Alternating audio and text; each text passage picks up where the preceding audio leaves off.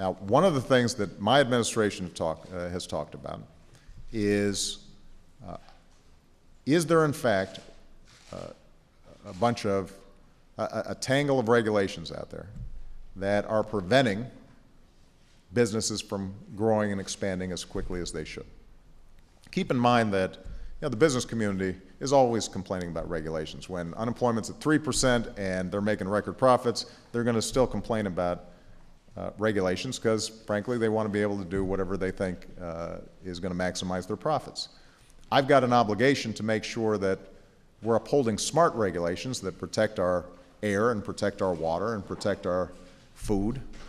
If you're flying on a plane, you want to make sure that there's some regulations in place to assure safety in air travel, right? So there's some core regulations that we've got to maintain. But what I have done, and this is unprecedented, by the way, no administration has done this before, is I've said to each agency, don't just look at current regulations, or don't just look at future regulations that we're proposing. Let's go backwards and look at regulations that are already in the books, and if they don't make sense, let's get rid of them.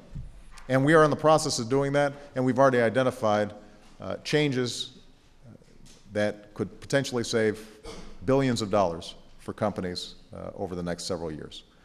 Now, you asked specifically about one decision that was made by the National Labor Relations Board, the NLRB. And this relates to Boeing. Essentially, the NLRB made a finding that Boeing had not followed the law in making a decision to move a plant. It's an independent agency. It's going before a judge. So I don't want to get into the details of the case. I don't know all the facts. That's going to be up to a judge to decide. What I do know is this, that as a general proposition, companies need to have the freedom to relocate. They have to follow the law, but that's part of our system. And if they're choosing to relocate here in the United States, that's a good thing.